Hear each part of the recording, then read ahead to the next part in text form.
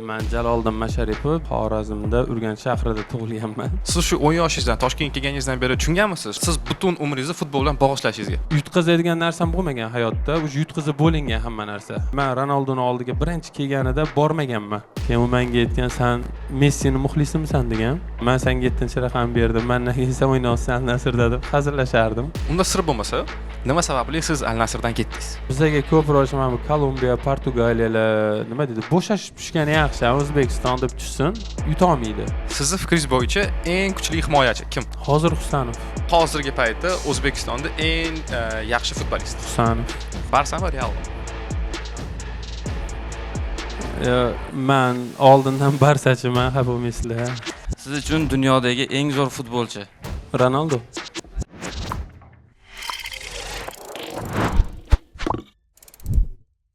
Assalomu alaykum. Avvalambor uzr, ozgina kuttirib qo'ydim. Bugun marafon bor ekanmi, yo'li ozgina yopiq ekan. Rahmat hammalarga kelganingiz uchun. Juda ham xursandman sizlar bilan ko'rishayotganimdan. Qanaqadir takliflar, savollar bo'lsa, xudo xolasa chiroyli javob berishga harakat qilaman bugun. Jaloliddin aka, assalomu alaykum yana bir bor. Bugun bizning mehmonimiz bo'lganingizdan biz juda minnatdormiz. Bugun harakat qilamizki, bizning tadbirimiz, bizning intervyuimiz juda qiziqarli va foydali o'quvchilarga o'tishiga. Tayyormisiz boshlashimizga? Albatta tayyormiz. Keling, bo'lmasa men sizga tushuntirib beray, intervyuimiz qanaqa tarzda bo'lib o'tadi. Birinchisi bu bizada ochiq savollar. Ya'ni bu sizning karyerangiz haqida, O'zbekistonda futbolist bo'lish haqida, chetda futbolist bo'lish haqida savollar bo'ladi. Undan keyingisi ikkinchi bosqich bu siz haqingizda. Ya'ni как futbolist emas, ya'ni oddiy odamdagi hayotda nima muhim, nimani yaxshi ko'rasiz, qanaqa dam olasiz va hokazo. Keyin bizning bilit savollarimiz sizni yaxshiroq tanishimiz uchun va undan keyin eng qiziqarlisi o'quvchilar o'zligiga qiziq bo'lgan savolni sizga berishga imkonga ega bo'lishadi. Tayyormisizmi? Albatta. Unda keling, birinchida o'zingiz haqingizda bizga qisqa ma'lumot etsangiz. Men Jaloliddin Masharipov, 1993-yilman Xorazmda Urganch shahrida tug'ilganman. 10 yoshimda Toshkentga kelganman, shu futbol yo'nalishi bo'yicha. Shundan keyin butun hayotim Toshkentda o'tgan desam ham bo'ladi. Ko'pchilik hattoki meni Xorazmligimni ham bilmaydi agar o'zim aytmasam. Ungacha hattoki Toshkentda yurgan paytimda ham ko'pchilik meni biz sizni Toshkentlik deb o'ylarkanmiz deb aytishadi. Asli Xorazmliman. Unda birinchi savolimiz, sizni futbolni karyerangiz Xorazmda boshlanganmi yoki Xorazmda o'ynashni boshlaganmisiz yoki Toshkentga kelib endi kirishdingizmi futbolga? Menda futbol qanaqa boshlangan? Yo'q, 6 yoshimdan 1-sinfga chiqqanman. Bizlarni 6 yoshimizdan berishgan 1-sinfga. O'ylashinglar mumkin, 7 yoshdan chiqiladi 1-sinfga. Yo'q, bizning oilamizda adam o'zi 4 tamiz, lekin katta akamni, meni va mendan keyingi singlimni 6 yoshdan berishgan. O'shaning uchun biz 1-sinfga o'sha 6 yoshimda borganman. Maktabga borgan paytimizda 1-sinf paytida o'sha jismoniy tarbiya o'qituvchimiz obeddan keyin soat shu 4 da maktab orqasida kim futbolga qiziqsa kelinglar degan. O'shandan keyin borib futbolga birinchi qadamlarimni qo'yishni boshlaganman. Undan oldin shu ko'chada maktabga chiqishdan oldin ham hattoki ko'chamda, mahallamda o'ynab yurardim. Futbolga qiziqish o'sha o'zimda yoshligimdan bo'lgan.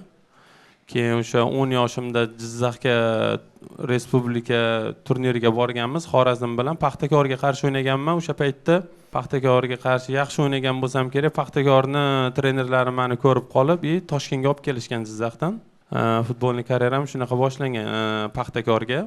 O'sha 10 yoshimdan Paxtakorga kelib, akademiyada o'qib, shu yerda maktabda o'qib, katta bo'lib, o'sha Paxtakor katta futbolchilarning ichida katta bo'lganman. Siz shu 10 yoshingizdan Toshkentga kelganingizdan beri tushunganmisiz?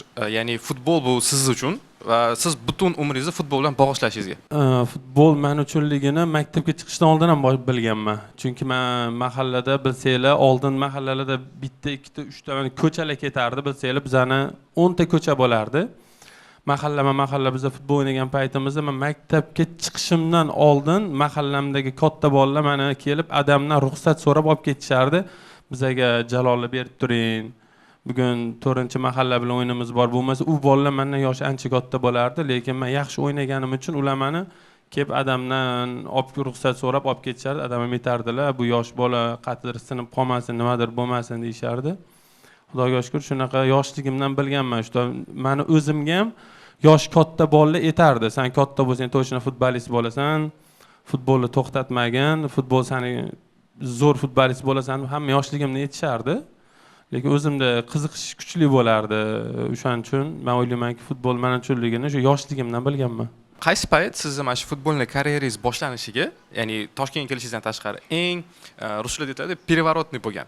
Ya'ni полностью o'zgartirib tashlagan hamma narsani. O'zi bizani oilamizda kimdir o'zgartirmasa bo'lmasdi oilani, situatsiyani, hamma taraflama, pul taraflama, hayot taraflama o'zgartirish kerak edi. O'sha har bitta oilada bilasizlar, bitta farzand bo'ladi, shu oilani o'zgartirish kerak bo'lgan bitta farzand bo'ladi. Men o'ylaymanki, shu bizani oilada men bo'lganman. Yutqazadigan narsam bo'lmagan hayotda, o'sha yutkazib bo'lingan hamma narsa. Men buni bilganman, yoshligimda o'sha kattalarda fikrlashni boshlaganman. Chunki nima deganda ota-onam Rossiyada, men akam bilanman.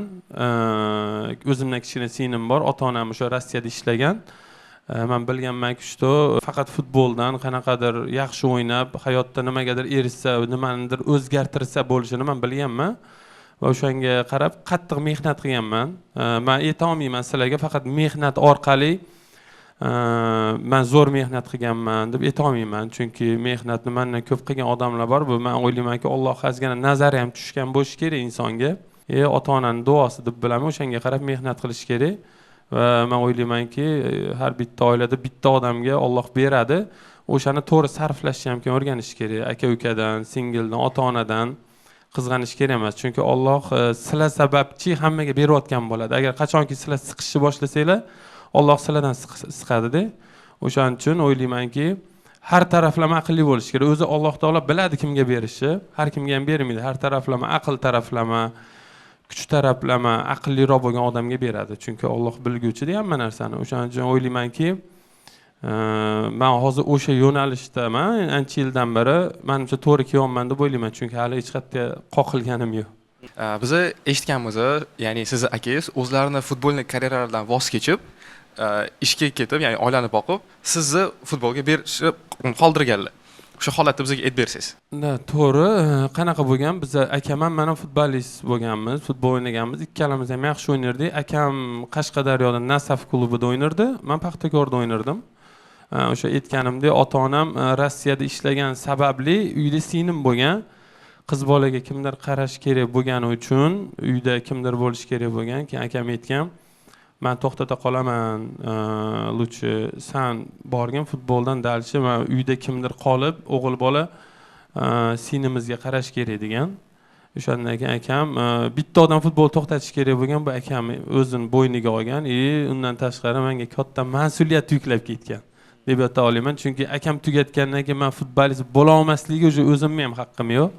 Chunki akam ham o'zining yo'lida, o'sha futbolning yo'lida men deb to'xtatdi-da futbol, o'sha oilaga qarash kerak bo'lgan, o'sha sababli akam to'xtatgan futbolni menga ishongan holatda. Men o'ylaymanki, buni oqlab kelyapman deb o'ylayman. Va sizni fikringiz bo'yicha, mana akangiz ham futbolistlar, siz ham futbolistsiz.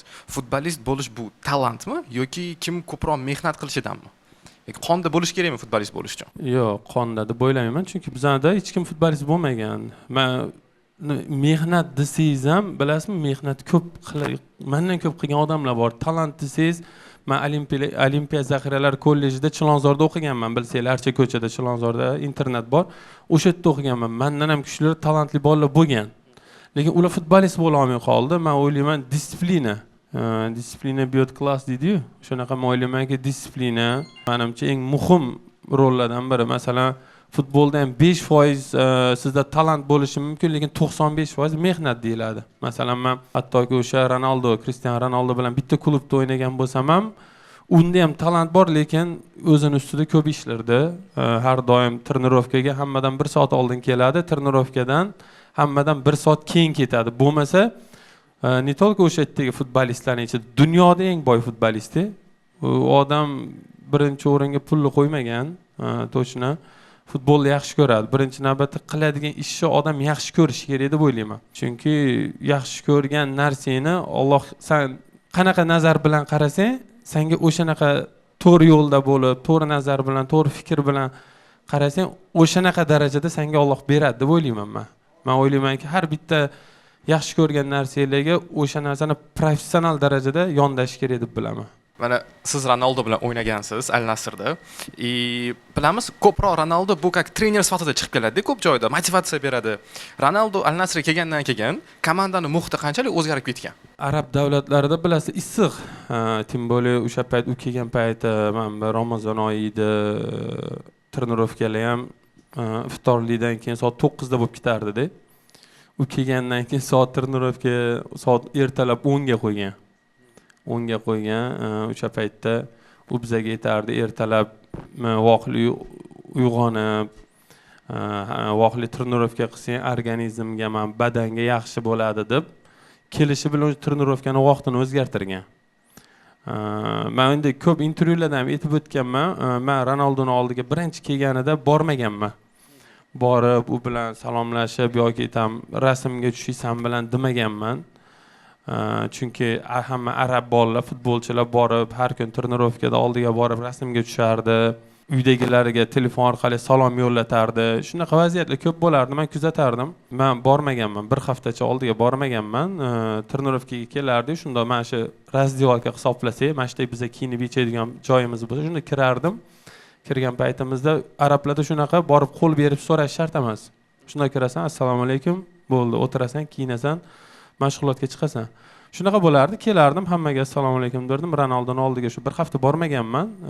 Keyin bir kuni mashg'ulotlarda meni ko'rib, qanaqa futbolchiman, trenirovkada nimalar qilyapman o'shani ko'rib, bir kun oldiga chaqirdi. Masharif bo'lganim uchun Masha derdi. Masha degan, come here degan, borganman. Keyin u menga aytgan, "Sen Messini muxlisimisan?" degan. Men aytganman, "Nimaga desam, men oldimga kelmaysan, men bilan gaplashmaysan, boshqa bolalarga o'xshab" degan.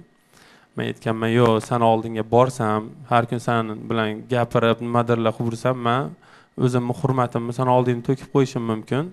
Lutchi men sal distansiya saqlayman. Shunda distansiyada bir-birimizni hurmat qilib yurganimiz yaxshiroq deb bilaman" deganimda, u menga aytgan, "Oh, very good, you are smart guy" degan. "Sen aqlli bo'lasan" degan. Menga sen yoqding, seni fikring yoqdi. Sen sen bilan gaplashishni xohlayman degan. O'shandan keyin yaxshi bo'lishni boshlaganmiz. Yana ham keyin mashg'ulotlarda ikkita parallel ishlasak, u meni chaqirardi. Keyin ikkalamiz bo'lamiz deb bu meni chaqirardi. Borardim, u bilan ishlardim. Shunaqa atnoshinamiz yaxshi bo'lib ketgan u bilan. Keyin o'sha vaqt o'tib, o'sha kontraktning vaqti tugagan keyin ketganman. Hattoki keyin unga qarshi yana o'ynadim Protiv klubda. O'shanda ham meni ko'rganida ham juda ham yaxshi iliq taassurot. Har doim o'zi meni ko'rsa, "O, Masha" deb xursand bo'lib, uzoqdan baqirib, uzoqdan o'zi chaqiradi. Men o'zim bormayman haligacha oldiga. O'shanda o'yinda ham o'zi chaqirdi, borib ko'rishdik. Undan tashqari mana terma jamoa ham jahon chempionatida gruppada ham yana unga uchradik. Oldimdan chiqaveradi, bilmayman nima bo'lgan. Ko'p ko'rish nasib qildi u bilan. Juda ham yaxshi inson, shuni ayta olaman. Undan tashqari professional. Agar sir bo'lmasa, siz Al Nasrda 7-raqamda o'ynagansiz. Hamma biladi, hammaga tanishli Ronaldo 7-nomerda o'ynaydi. Siz o'z xohishingiz bilan shu 7-nomerni berib yubordingizmi yoki sizni ya'ni berib yuborgin deb zastavlять qilishdimi? Qanaqa bo'ldi shu holat, aytib bersiz?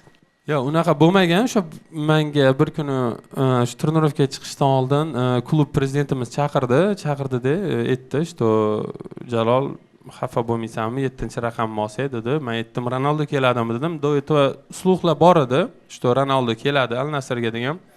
Men сразу aytdim, "Ronaldo keladimi" desam, "Ha" dedi. Nikakих без комментариев berib yuboraman dedim. Chunki dunyoda ikkita eng zo'r futbolchi bo'lsa, bitta Ronaldo, bittasi Messi bo'lsa, ikkalasi birinchi o'rindagi futbolchi men uchun har doim.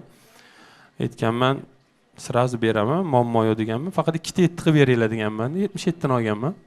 Hech qanaqa muammo bo'lmagan. Kelganida ham aytganman, "Men senga 7-raqam berdim, mendan keyin sen o'ynaysan Al Nasrda" deb hazillashardim. U ham yaxshi primat qilardi hazilimni. O'shanaqa yaxshi gaplashganmiz har doim.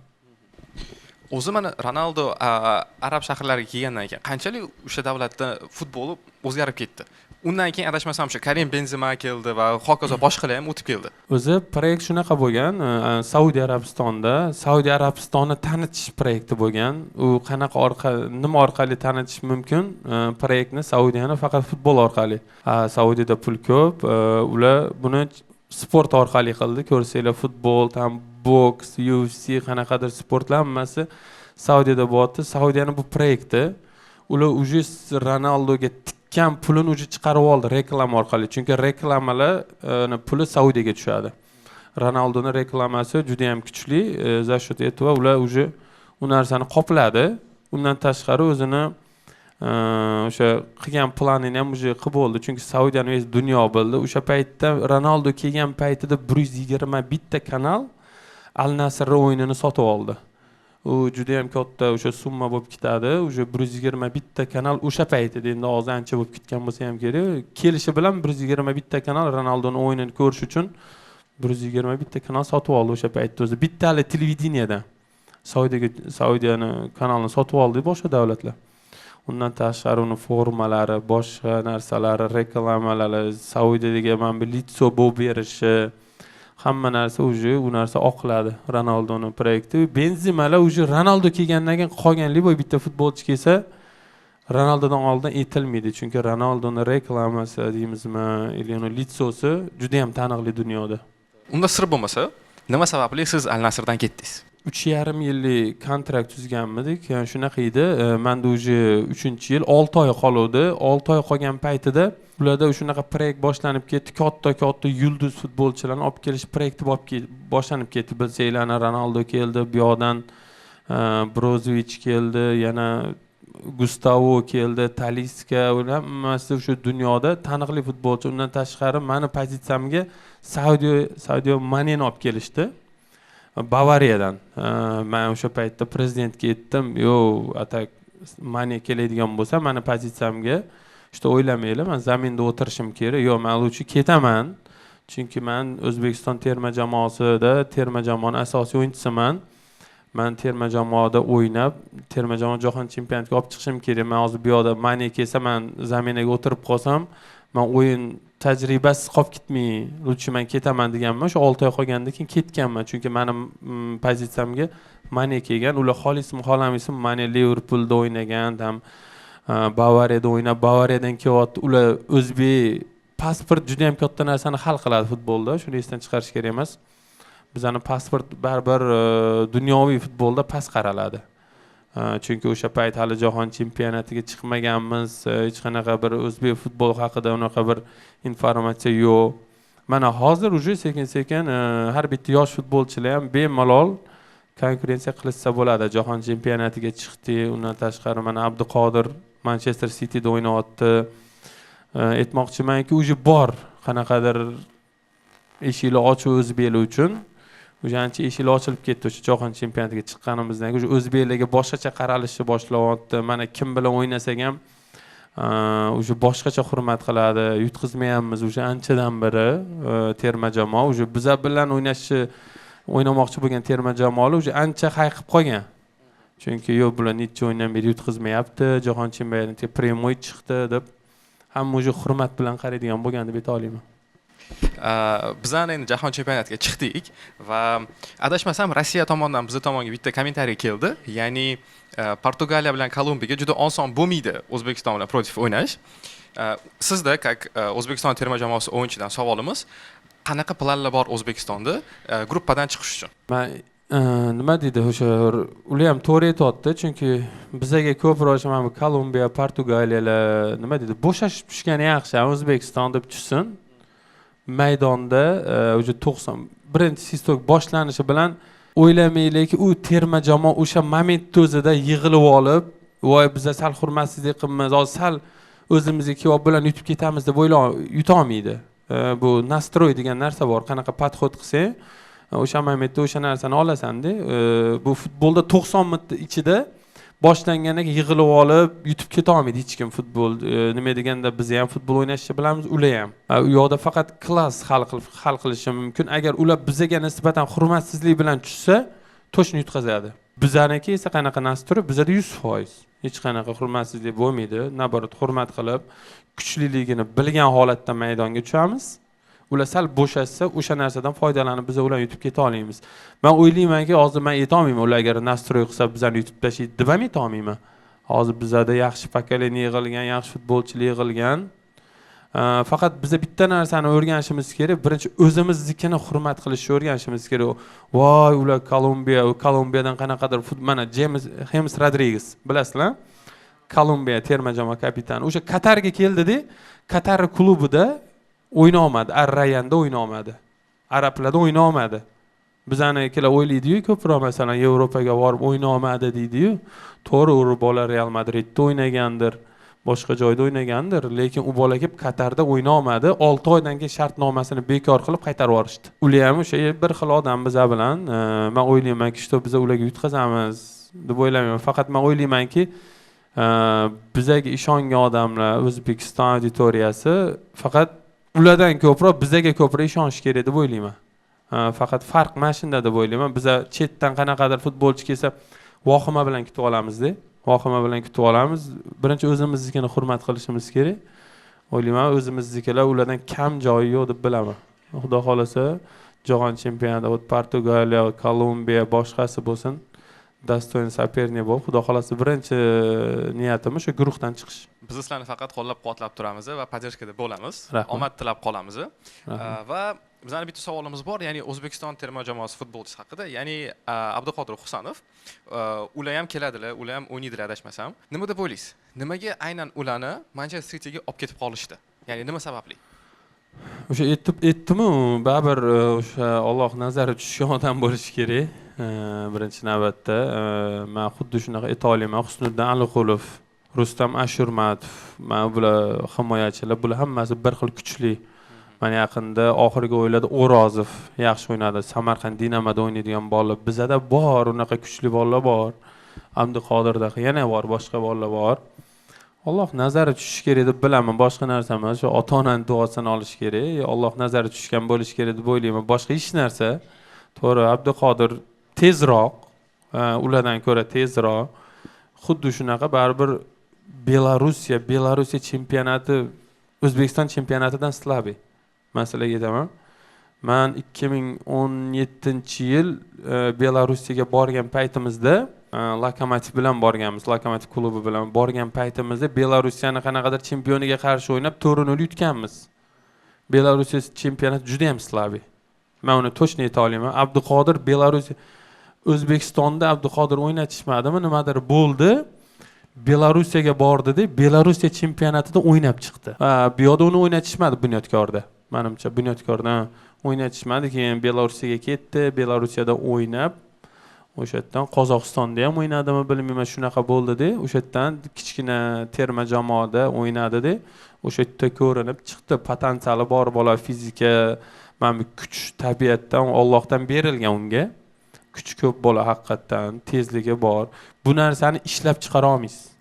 Bu agar Allohdan berilmasa, mana bu kuch tabiiylik yoki tezlik futbolda sizga Allohdan berilmasa, siz o'zi ishlab uni chiqara olmaysiz. U bolaga shu tarafdan berilgan.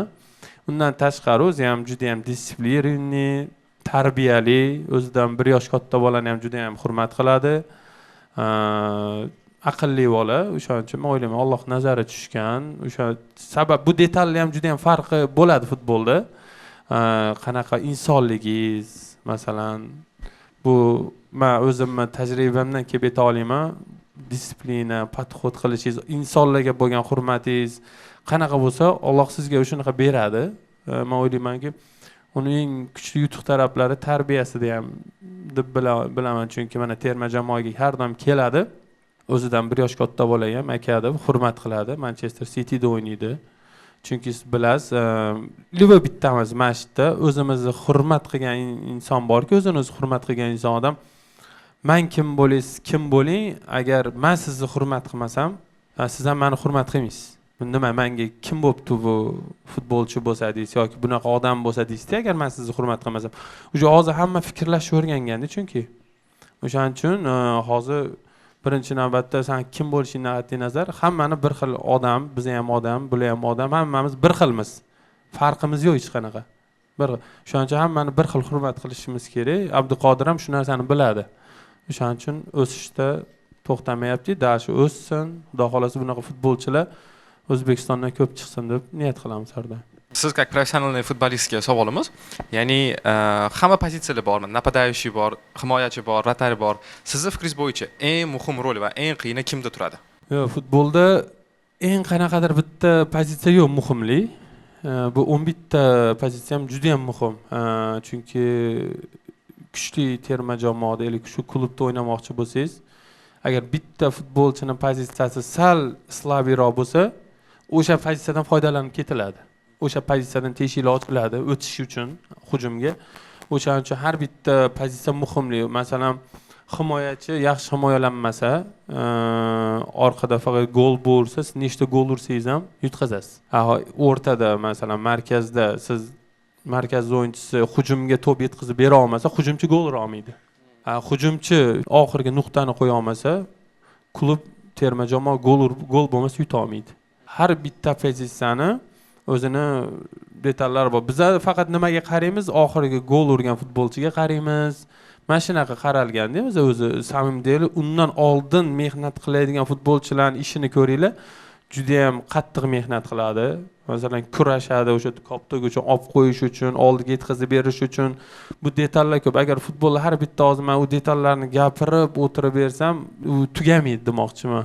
O'shaning uchun har bitta pozitsiya juda ham muhim. Keling, sizni как professional futbolist haqida oxirgi savolimiz bo'ladi.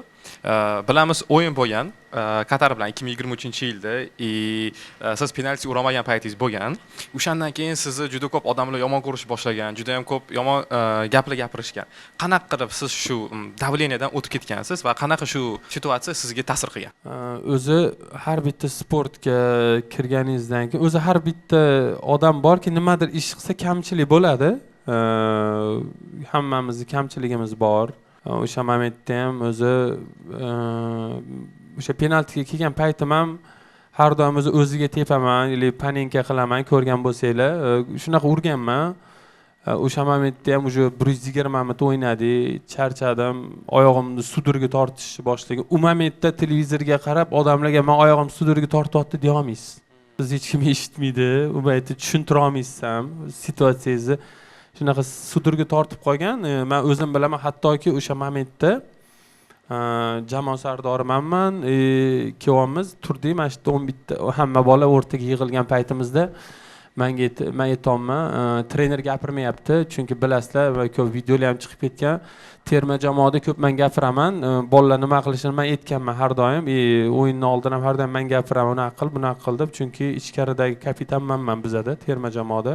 Mendan boshqa hech kim gapira olmaydi, chunki yoshim ham katta ulardan, o'shaning uchun har doim men gapiraman. O'sha momentda ham qanaqa situatsiya bo'ldi? Trener yonimga keldi, kim tepadi dedi. Men aytdim, men o'zim aytaman dedim. Bolalarga aytdim, bo'ldi dedim. Bolalar 120 minut o'ynadi, dastoyni o'ynadi. Bu penalti har doim lotereya bo'lgan. Qo'rqmasdan olinglar, tepinglar bo'ldi dedim. Kirsa kirdi, kirmasa kirmadi. Albatta hammamiz urishga harakat qilib tepamiz. O'sha 120 minut o'zimizni berdik, yutqazmadik maydonda. Bu penalti har doim lotereya bo'lgan dedim. Har bitta o'sha kuchli terma jamoa yoki kuchli klub penaltini yutqazib chiqib ketgan bo'lgan. Unaqa situatsiyalar, o'sha kuchli futbolchilar ura olmagan o'yin bo'lgan. O'sha moment bolalarga aytdim, o'zimni ichimdan o'zimni tepish jilaniyam yo'q. Chunki situatsiyamni bilaman, oyog'imni sudurga tortyapti, hatto ikkita shaq qilib penaltiga yugurib boraman degan paytimda sudurga tortib qolishi ham mumkin-da, bilaman. Keyin o'sha momentda san tepasan dedim-da, oxirida keyin hamma menga qarab turibdi, men kapitanman, o'zim aytayapman, o'zimni qo'shmasam qo'rqib qochgan bo'laman-da. Unaqa momentda hamma futbolchini psixologiyasi yaxshi ishlaydi. Qocha olmaysiz-da, o'shaning uchun men aytayapman, san tepasan, men tepaman deyapman, o'zim 5-chiga qo'yapman. Shunaqa bo'ldi, bordi. Mendan oldin ham o'sha bola ura olmadi, tam nimadir bo'la olmadi. Men ura olmaganim ko'proq ko'zga ko'rindi. Nimaga? Chunki odamlar mendan ko'proq narsa kutib o'rgangan. Bu normal holat. Men odamlarni bu narsaga o'rgatganman. Bu normal holat. Xolismi, xolamismi? Menga Odil Ahmedov aytgandi, Yordaniyagami qatqadir penalti ura olmagan. Juda ham katta hit qilishgan meni. O'shandan keyin penalti tepmaydigan bo'lganman. Iloji bo'lsa, penaltilar seriyasi bo'lsa tepmagan. Chunki seni odamni yaxshi ko'radi. Tepa olmasa ham bitta yomon ko'rib qoladi degan. Keyin men aytganman, "Yo'q, uni qo'rqoqlik qilsam, ertaga vijdonan o'zim nima degan odam bo'laman" deganman-da. Borib tepganman, ura olmaganman. Qanaqa chiqib ketganman situatsiyadan. O'sha momentda men qanaqa o'ynaganimni, nima qilganimni futbolni tushungan odamlar, sportsmen odamlar hammasi qo'llab-quvvatlagan, tam bo'lgan negativli odamlar ura olmading. Haligacha hatto yozib turishadi, penalti tepishni o'rgan, bir nima deyishadi. Xo'p deb qo'yamiz. Ularga har bittasi telefon qilib tam nima deding deb o'tira olmaysiz. Agar siz kuchli sportchi bo'lmoqchimiz, qanaqadir kuchli nimagadir erishmoqchimiz, birinchi navbatda psixologически kuchli bo'lishimiz kerak. Odamni boshqaradi. Kalladan hamma narsa keladi. agar siz psixologически slabi bo'lsangiz, katta o'yinlarga kirmaylar. Katta o'yinda sizlar sinib qolasizlar. O'shaning uchun birinchi navbatda odam psixologически har taraflama o'zini kontrol qilishni bilishi kerak. Qanaqa situatsiyada nima qilishni juda ham aqlli bo'lib, o'zini boshqarishni bilishi kerak. Men o'ylaymanki, meni kuchli tarafim shu, o'zimni boshqarib bilishimda, odamlar nima deyishi menga muhim emas, chunki men nol oiladan chiqib katta narsaga erishgan odamman. Men sizlarga hozir ayta olmayman, o'zi Xorazmda даже hattoki hozir Dubayda uylarim bor. Bitta, ikkita emas, uylarim bor. Oldin yomg'ir yog'sa, patologimizdan suv o'tadigan uydan katta bo'lgan bo'laman. Buni tushundinglar, o'shaning uchun men hech qanaqa negativ men o'ziga qarata olmaydi. Chunki men ota-onamni, oilam, aka-ukalarim hammani nimadir qilib qo'ygan odamman. O'shaning uchun qaysidir odam menga nimadir desa, men o'zim aytaman, nimagadir erishganmisan? Xuddi mayli o'zingni ota-onangni hayotini hayotga o'zgartirganmisan deyman-da. Unga odamga aytib qo'yaman. Yo'q, o'zgartira olmagan, o'shaning uchun baxtsiz odam. Negativ gapirib o'tiradi, faqat qo'lidan shu keladi, boshqa narsa kelmaydi. O'shaning uchun negativ bildiradigan odamlar o'zi hali hech narsaga erishmagan odamlar. Tam yosh bolalar, hali aqli rivojlanmagan. Kiradi-da, sizni kiyinishingiz yoqmaydi, yurishingiz yoqmaydi, ko'rinishingiz yoqmaydi. Undan sal chiroyliroqsiz. Farq mana shunda. O'ylaymanki, negativ bo'lish kerak emas, pozitiv. Odamlarga havasda qarashni o'rganish kerak. Men havas qilib katta bo'lganman. O'shaning uchun havasda gap katta. Havas qilish kerak. Alloh beradi o'sha havas qilgan narsalarga chin dildan. Havas kimgadir qarasanglar ham menda ham bo'lsin, Allohdan so'rab, o'tirmanglar, harakat qilish kerak. Harakat qilsanglar albatta bo'ladi deb o'ylayman. Men shunaqa chiqib ketganman, u narsalar menga ta'sir qilmagan, ta'sir qilmaydi ham. Men bu narsaga oldindan tayyor bo'lganman. Bunaqa situatsiya meni ham boshimga tushishi mumkin qachondir. Men ham qattadir xato qilishim mumkin. Bu narsani men oldindan bilganman, bunaqa negativ yog'ilishini ham bilganman o'sha paytda. Bu narsani normal qabul qilganman. Bu menning oldingi futbolchilarda ham bo'lgan, menda ham bo'ldi masalan. Mendan keyin qanaqadir kuchli futbolchilarda ham bo'ladi bunaqa situatsiya, chunki hech qachon yo'lingiz tekis ketmaydi. Qattadir bir ozgina mundoroq bo'lib o'tasizda, o'sha momentda qanaqa o'ta bilishingizga bog'liq o'sha joydan deb bilaman. O'sha situatsiyada kuchli bo'lish kerak. Jaloliddin aka, siz hozir 32 yoshdasiz. Futbolist uchun bu уже katta yosh deb hisoblanadi. Kelajak 5 yilga qanaqa planlaringiz bor? O'zingiz futbol klub ochmoqchimisiz yoki trener bo'lasizmi? Qanaqa planlaringiz bor? Mayli, hech qayerda aytilmagan sir aytaman. O'zi menga hozir taklif qilishyapti, o'sha bitta klubda men prezident xo'jayini bo'lishimni paka olmayapman. Chunki hali futbolchiman. Hozir men o'zim futbolchi bo'lib turib, o'sha klub menga berilayotgan klubni olib, boshqarib yurishim noto'g'ri. Chunki hozir oldimizda jahon chempionati, undan keyin qishda Osiyo chempionati bo'ladi Saudiya Arabistonda. Xudo xolasa o'sha o'yinlarni terma jamoada o'tkazib olganimdan keyin terma jamoadagi karyeramni o'ylab ko'raman. O'zimni sostenamga qarayman. Klubda hali men o'ylayman 3-4 yil o'ynay olaman. Chunki organizmim yaxshi. Hali bir qarib yugura olmay qolgan joyim yo'q. Kompyuterga tushirishdi, organizmim hali 28 yosh bolani ko'rsatayotgan ekan. Bu yaxshi. Men ichmayman, chakmayman. Qanaqadir bir ichimlik, spirtli ichimlik ichib ko'rmaganman. Men 32 yosh, 33 yosh bo'laman sentyabrda.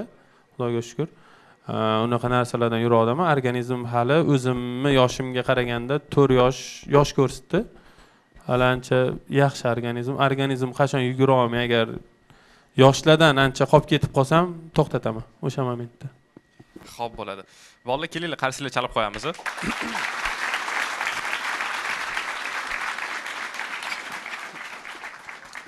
Jaloliddin aka, endi keling, siz haqingizda gaplashamiz, как oddiy odamdek. Mashhur futbolist emas, har kungi hayotingizda haqida gaplashamiz. Jaloliddin aka, siz uchun hayotda nima muhim? Ya'ni nima bilan yashaysiz siz hayotda? Oldin yosh paytimda bu narsani tushunmaganman. Hozir bilaman, что ota-onam birinchi o'rinda, undan keyin o'zim farzandlarim. Ikkita o'g'lim bor, ismi Salah, Subhan. O'zim o'shalar, keyin muhim narsalar shu ota-onam har doim yonimdaligi, o'shalar deb bilaman. Qanaqadir katta bir nimalarga unaqa bir nima bilan qaramayman.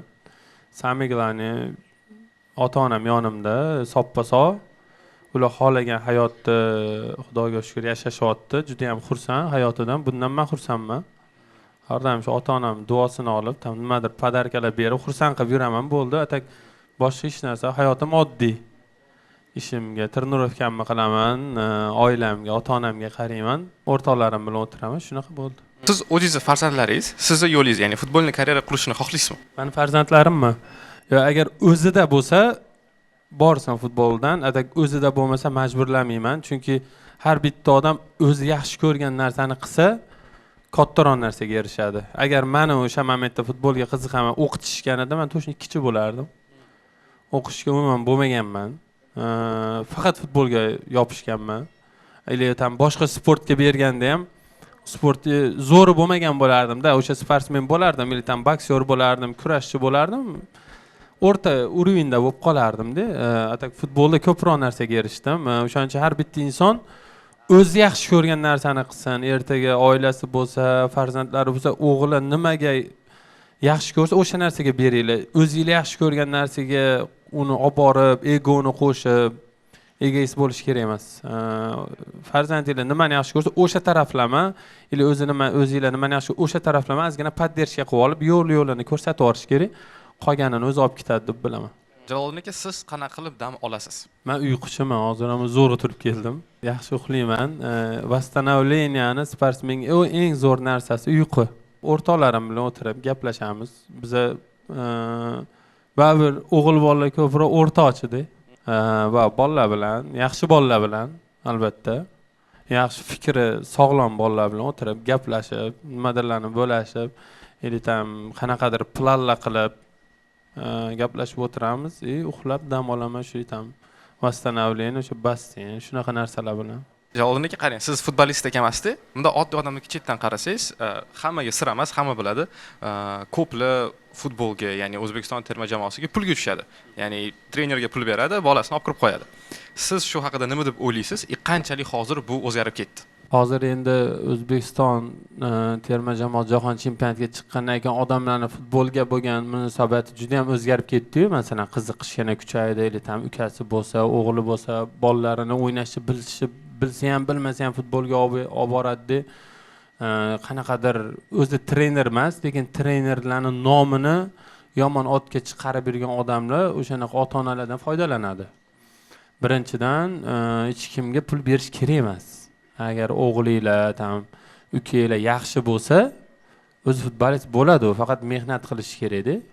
Oddiyroq joyga beringlar, Paxtakor katta klubga beraman deb o'ylash kerak emas. O'zi kuchli odamlar oddiy joydan chiqadi, oddiy oiladan chiqadi-da. Shuning uchun kimnidir pul berib, o'g'linglarni, jiyaninglarni, ukanglarni futbolist qilib yuboraman, katta odam qilib yuboraman deb o'ylash nosog'lom odamning fikri.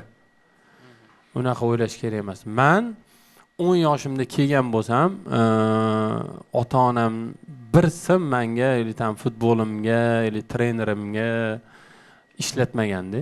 Bir sim ishlatmagan. Faqatgina men kelganman, Paxtakor meni olib kelgan, yaxshi o'ynar ekan deb o'zlari yotoqi bergan, maktabga olib kirib qo'ygan, kiyintirardi meni. Ota-onam menga pul ishlatmagan. Chunki ishlash uchun unaqa pulimiz ham bo'lmagan. Chunki ota-onam Rossiyada ishlaydi. Bular meni olib kelgandan keyin o'zlari qarardi, hamma narsaga, o'zlari yedirardi, ichirardi. Ular mendan faqat kuchli futbolchi bo'ladi, faqat futbolga vnimaniyasi bo'lsin deb hamma narsani qilib bergan. Agar ukanglar, jiyaninglar, farzandinglar kimdirlar yaxshi bo'lsa, xavotir olmanglar, sizlar pul to'lamaysiz, sizlarga pul to'lashadi. O'shaning uchun kimgadir futboldan boshqa sportda ham hech kimga pul bermanglar. U baribir o'sha narsa sizlarda bo'lmasa, pul bilan yopganinglar bilan bugun ertaga qayerdadir qoqilasizlar. Uchun o'zingizlarning ishinglarning ustasi bo'linglar, pulsiz hal qilishga harakat qilinglar. Pulli boshqa narsalarni hal qilsa bo'ladi, kiyinsa bo'ladi o'zingizlar. Yeb ichsa, ota-onaga nimadir olib bersa bo'ladi, lekin sport yo'nalishida, o'qish yo'nalishida pul ishlatmanglar. Ertaga o'sha darajaga kelgan paytingizda yo'q biliminglarni kimdir sizlardan so'rasa, sizlar javob bera olmaysizlar o'sha narsaga. Shuning uchun hech qayerda pul ishlatish kerak emas deb bilaman. Unda keling, bizani yosh avlodga, bolalarga kim futbolist bo'lmoqchi bo'lsa, eng foydali tavsiya bersangiz. Disiplina deb bilaman. O'sha ozgina talanti bo'lsa, o'sha talantim bor deb to'xtash kerak emas, mehnat qattiq qilish kerak. Rejim, o'sha disiplinani qilish kerak. Shunaqa period bo'ladi. 15, 16, 17 yosh o'g'il bolalarda o'sha momentda chapga, o'ngga yurish kerak emas. Правильно uyga borib, rejim, uxlab, trenirovkaga o'sha yo'ldan to'xtamagan odam 3-4 yildan keyin o'rtoqlari o'sha bolaga havas bilan qarashni boshlaydi. Xuddi hozir o'zimni premyerimda aytaman hamma narsani. Chunki qayerdandir gap olib etolmayman. O'zimni hayotimdan kelib chiqib ko'p narsani aytolmayman sizlarga. O'shaning uchun aytamanki, o'sha to'g'ri yo'lda bo'lsanglar, qachondir o'sha ko'chada yurgan o'rtog'inglar, kimdirlar, keyinchalik sizlar yaxshiroq mashinada, yaxshiroq uyda yashaganinglarda ular sizlarga havas bilan qaraydi. O'shaning uchun ozgina sabrliroq bo'lish kerak, keyinroq hayot chiroyliroq bo'lishi uchun. Keling javobdan keyin endi bizning blitz savollarimizga o'tamiz va birinchisi, sizning fikringiz bo'yicha eng kuchli himoyachi kim? Butun dunyoda. Hozir Husanov. Qaysi liga kuchliroq? O'zbekiston ligasimi yoki Saudiya Arabiya ligasimi? Hozir Saudiya. Agar futbol bo'lmaganda, nima bilan shug'ullangan bo'lardingiz hayotda? Xorazmliklar bormi yo'q bu yerda? Bor, men xorazmliklar ikkita narsa, yo sportsmen yoki artist bo'ladi. Chunki yosh paytimda oppoq bola bo'lganman, ko'p mehnat qorayib ketdi menimcha. Oyim yetardilar, artist qilaman buni derdilar. Katta ehtimol bilan shu artist bo'lgan bo'lsam kerak deb o'ylayman, shunaqa bo'lardim. Sizning karyeringizda eng kuchli trener kim bo'lgan? Ikkita aytsam bo'ladi, bitta klubda, bitta terma jamoada. Terma jamoada Katanis, klubda Shota Arveladze. Sizning karyeringizda eng qimmat shtraf qaysi biri bo'lgan? Shtraf qanaqa pul to'laganmi yoki o'yinda qanaqadir nima? Aytib pul to'laganingizda. Yo'q, pul to'lamaganman, aytdim, menga to'lashgan faqat. Hozirgi paytda O'zbekistonda eng yaxshi futbolist Husanov. Nima tavsiya qilardingiz? Gol urishmi yoki assist qilishmi? Assist. Nima sababli? Aqlli odamlar assist bera oladi. Koptoni men sizga to'g'ri oshirsam, oddiy oyog'ingizni qo'yib qo'ysangiz, libo odam gol ura oladi. Barsami, Realmi?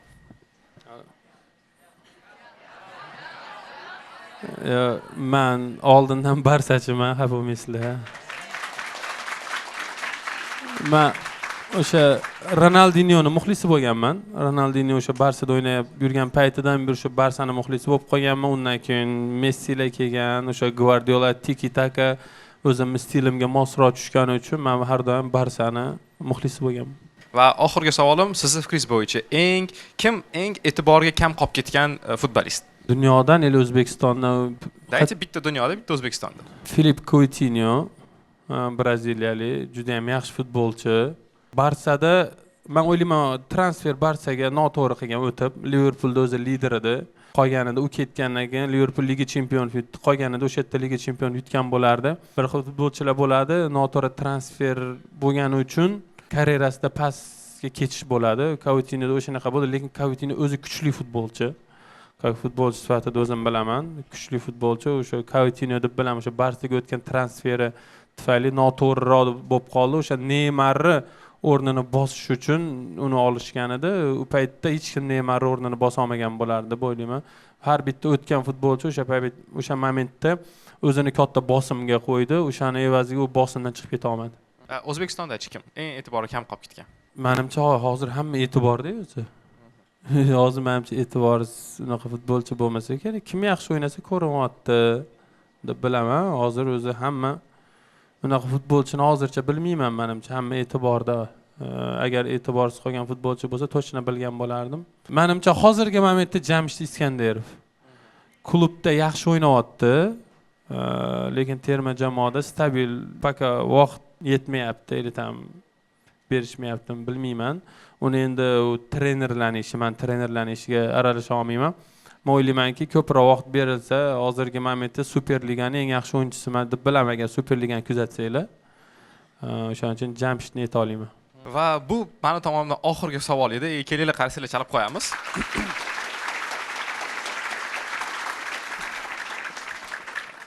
Javoblarga endi bizning tadbirimizning eng qiziqarli paytiga o'tamiz. Bu bizning o'quvchilar o'zlariga savollar tayyorlab kelishgan va shunga javob bersangiz. O'zbekiston terma jamoada Kanavaro kelganda trenerligi, O'zbekiston taktikasi qanaqa darajasiga o'zgarib ketgan? Birinchidan bilsanglar, Kanavaro aqlli trener ekan, undan tashqari aqlli futbolchi ham bo'lgan, uni hammamiz bilamiz. Kanavaro o'zi bizning taktikaga tegmadi. Faqat to'ldirdi deb ayta olaman. O'sha qayerda kamchiliklar bo'lsa, o'shalarni to'ldirdi. Chunki jahon chempionatiga chiqqan o'yinlarimizni ko'rgan bo'lsanglar, xuddi o'sha 5-2-3 taktikasida o'ynab chiqdik. Bu narsaga Kanavar tegmadi, chunki bu narsa bizda juda ham yaxshi shakllangan. Buni Katanes juda ham yaxshi shakllantirib ketgan edi. Bu narsaga tegmadi, faqat o'sha yana nimadirlar qo'shish kerak bo'lsa, o'sha narsalarni qo'shib, to'g'ri yo'nalishda olib ketdi. Bu uni aqlliligini ko'rsatib bera oladi deb ayta olaman. Xo'p, rahmat. Ronaldo bilan o'ynadingiz, Messi bilan ham o'ynagingiz keluvdimi? O'zi hayolimga Ronaldo bilan o'ynash ham kelmagan oldin. Shunaqa to'g'ri kelib qoldi. Endi har bitta futbolchi borki, men o'ylayman, o'sha dunyoning eng zo'r futbolchilari bilan o'ynashni niyat qiladi. Messi bilan ham o'ynash nasib qilsa, yo'q demagan bo'lardim. Xudo xolasa, balkim nasib qolar. Rahmat. Keyingi savol. Assalomu alaykum. Qarang, любой futbolistda shunaqa period bo'ladi-da, futbol tashlamoqchi bo'ladi. Bo'la olmayman degan moment bo'lganmi o'zingizda ham? Keyin qanaqasiga o'sha momentdan chiqqansiz? Bo'lgan, menda shu futbol tashlayman degan moment bo'lgan. Qanaqa bo'lgan? Biza internetda tugatganimizdan keyin o'sha Paxtakorni yosh dubl degan nimasi bo'ladi, dublyor sostav bo'ladi. Bizani o'sha yerga chaqirishgan, ko'rishga chaqirgan paytida meni olishmagan. Dublyorga meni olishmagan. Keyin men qaytarib yuborishgan, o'sha internetda o'qib bo'ldik. Keyin dublyorga olishmadi. Keyin men aytganman, endi nima qilaman, dublyorga o'ta olmadim. Tugataymikan yoki bo'ldi, mana o'zimni tengqurlarim o'tib ketib qoldi, men o'ta olmadim yoki tugatganim yaxshimikan deb yotganman. Keyin bitta o'rtog'im bo'lardi, Jizzaxda G'allakor degan bitta birinchi ligada o'ynardi. O'sha yerga olib ketgan, yurdigan, borganman. O'sha yerda zbor qilgan paytimda G'allakor meni olgan birinchi ligasi. Keyin ular olganidan keyin yana motivatsiya paydo bo'lgan. O'shandan keyin yana qaytishga qaror qilganman, lekin o'sha tashiyman deb ketib bir hafta uydan chiqmasdan yotgan paytlarim ham bo'lgan. Futbol shu dublga o'ta olmaganimdan keyin Paxtakorga. O'shanaqa momentda sinib qolish kerak emas, Samigalarni boy aytdim-ku, kuchli bo'lish kerak psixologik tarafdan, hamma har taraflardan deb. O'shanaqa moment menda bo'lgan. Bir hafta uyda yotib, keyin yana futbolga borib, boshqa G'allakor degan birinchiligiga o'tib bilganimdan keyin, yo'q, ularga yoqmagan bo'lsam boshqalarga yoqdim. Futbol shunaqa narsaki, hammaga ham birda yoqa olmaysan deb o'ylab boshqaga o'tganimdan keyin motivatsiya paydo bo'lib, yana davom etib ketganman futbolni. Assalomu alaykum. Esda qolarli o'yiningiz qaysi bo'lgan? Eng esda qolarli o'yin Meksikaga o'yin bo'lgan. Meksikaga qarshi o'yin bo'lgan. Bilsanglar, Amerikada o'ynadik, 3-3 o'ynadik. 3-3 o'ynaganimizda xuddi o'shanaqa bo'ldi. Meksika kuchli terma jamoa hisoblanadi. O'yinni oldin Meksika o'sha futbolchilari sarhurmatsizlik bilan maydonga chiqdi. O'yin paytida xuddi shunaqa boya aytib o'tganimdek o'zini yig'a olmadi. 3-3 o'ynadik. Ular urgan gollar hattoki o'zimizni xatolarni deb bo'ldi, lekin durang o'ynadik. O'yindan keyin Meksika futbolchilari Meksika muxlislarini tarafdan juda ham katta tanqidga uchragan. O'sha o'yin yaxshi esimda qolgan. Assalomu alaykum. Sizni karyerangizdagi eng esda qolarli golingizni qaytarish imkoniyati bo'lganda qaysi golni qaytarardingiz? Paxtakorda akrobat urgan golim, Liga Chempionatda urdim o'sha gol. Eng kuchli raqibingiz qaysi bo'lgan karyerangizda? Va u bilan o'ynagan hissiyotlaringiz? Undan o'ynagan hissiyotlar. Xavi bo'lgan, Barselona o'yinchisi. Al-Saddga qarshi o'ynaganimizda, Xaviga qarshi o'ynaganmiz. Futbolchini shu orqasida ham ko'zi bor-da. Siz qayerda yugurib kelyapsiz, qayerda turibsiz, hamma narsani ko'rib biladi. O'shaning uchun menga qarshi eng qarshi o'ynagan futbolchim o'sha Xavi bo'lgan, juda ham aqlli futbolchi. Muhim o'yinlardan oldin hayajoningiz qanday bo'lsa, maxsus odatingiz yoki ritualingiz bormi? Meni eng yutuq tarafim anaqa odamman, farqi yo'q odamman. Qanaqadir davleniyali narsalar bo'ladi, odamni juda ham katta anaqa qarab, vнимание bilan qarab nastroy qilib yuboradi, unaqa qilish kerak emas. Slishkim bilan qilib yuborsangiz, u bosimdan chiqib keta olmaysiz. O'shaning uchun sal отпускать qilishni o'rganish kerak. Har bitta narsani, xuddi terma jamoani o'yini bo'lsin, nimadir bo'lsin, sal spokojniroq bo'lishni o'rganish kerak. O'shanda bemalol chiqib keta olasiz bosimdan. Agar siz mana shu futbol o'zimizning terma jamoada karyerangizni tugatsangiz, sizni o'rningizni kim egallaydi? Pozitsiyangizni? Pozitsiyamni katta ehtimol bilan ili Urunov ili Fayzullayev egallasa kerak. Chunki ikkalasi ham chap krayda o'ynaydi meni qanotimda. Lekin birga o'ynagan paytimizda Urunov o'ng qanotda o'ynadi, esinglarda bo'lsa, men chap qanotda, Eldor hujumda o'ynardik. Urunov travma olib qolgan paytlarida Fayzullayev o'ynadi, o'ng qanotda o'ynadi. Katta ehtimol bilan shu ili Fayzullayev ili Urunov o'ynasa kerak deb bilaman. Katta ehtimol bilan Urunov o'ynaydi, chunki potensial juda ham kuchli. Kuchi juda ham ko'p. Yigitga qarshi o'yinni ko'rgan bo'lsanglar, menimcha tushunasizlar deb o'ylayman. Har taraflama bor, katta ehtimol bilan Urunov. Terma jamoada kimni ko'proq foydasi tegadi? Husanovmi yo Fayzullayevmi? Ikkalasi ham foydali futbolchi. Bittasi himoya, bittasi hujumda foydali. O'ylaymanki, ikkalasi ham bir xil. Bittasi o'sha ataka bo'lgan to'xtatsa, Husanov, ikkinchisi gollada, gol uradi. Fayzullayev, ikkalasi ham juda ham foydali. Bittasini ajratish noto'g'ri bo'lib qoladi. Agar sizga imkoniyat berilganda boshqatdan qaysi klub tanlardingiz shu klubda o'ynashga? Ikkilanmasdan O'zbekistonda Paxtakor tanlagan bo'lardim. Yana bitta narsani aytaman, hozir meni Jahongir Ortiqxo'jayev kutib o'tiribdi Hiltonda. Paxtakor masalasi bilan gaplashishim kerak. O'sha informatsiyani ham aytib o'taman. O'zbekistonda Paxtakor tanlagan bo'lardim. Rahmat. Jahon chempionatiga 2 oy qoldi. Siz FIFA seriyasiga chaqirilmadingiz. Bunga munosabatingiz qanaqa? Chaqirilmadim emas, jarohatim bor edi. Terma jamoa bilan birga edim. Faqat o'sha kameralarda nimalarda ko'rinmadim. Har kun bazaga borib mashg'ulot qilib yurdim. Xudo xolasa jarohatim ancha yaxshi bo'ldi. Xudo xolasa jahon chempionatiga boraman. Xudo xolasa oyog'im yaxshi bo'lsa bo'ldi. Portugaliyaga qarshi O'zbekiston o'sha komandasiga 3-3 o'ynovchi bo'luvdinglar. Hozir o'ynovchi to'nqishsizlarmi yoki durang o'ynovchimisizlar? Albatta birinchi navbatda yutish maqsad, yutqizish uchun hech kim tushmaydi. Albatta yutishga harakat qilamiz. Qolgani Allohdan biz harakat qilamiz. Karnavarov bilan bo'lgan birinchi trenirovka qanaqa bo'ldi? Karnavarovda hali men trenirovka qilib ko'rmadim. Rahmat. Kelgandan beri. Hozir meni savolimga ozroq javob oldim. Voy Paxtakor Jahongir Ortiqxo'jayev kutib turibdi deganingizdan keyin hozir Erondagi vaziyatni hamma biladi. O'sha sizning klubingiz ham Eronda.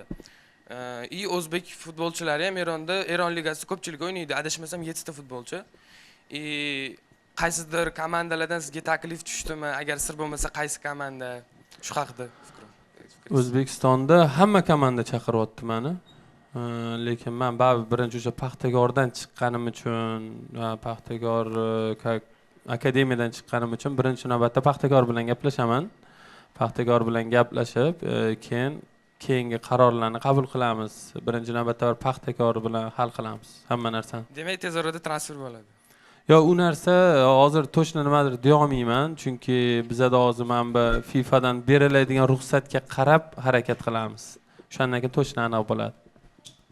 Avvalambor O'zbekiston jahon chempionatiga chiqqanim bilan tabriklayman hammani. Shu jahon chempionati O'zbekiston transferi bilan katta imkoniyatlar olib keladi va sizga ham. Siz masalan tasavvur qiling, Yevropa ligalaridan, top ligalardan sizga transfer kontrakti keldi va siz qaysi Yevropa ligalarini tanlagan bo'lardingiz? Katta ehtimol bilan Ispaniya. Qaysi klubi? Barsa. Siz o'zingizni futbolning karyerangizni tugatgandan keyin Xorazmda yashash yoki u yerda futbol akademiyasi ochish haqida o'ylab ko'rdingizmi? Bu masalasi bo'yicha Xorazmda o'zi menga taklif qilishdi. O'sha men bergan ularga taklifni ular qabul qilsa, albatta, chunki ko'p ota-onalar Xorazmda sharoiti yo'q ota-onalar menga har doim o'sha akademiya oching deb so'rashadi. Agar men aytgan narsani o'sha endi bizda hokimiyat tarafdan ko'p narsa hal bo'ladi. Ular agar qo'llab-quvvatlasa, albatta niyatim bor. Yashash masalasiga kelsak, men Xorazm, Toshkent, Dubay shu borib kelib yashab yuradigan odamman. Bitta joyda to'shna o'tira olmayman. Keling, oxirgi savolimiz bo'lsa, siz uchun dunyodagi eng zo'r futbolchi? Ronaldo.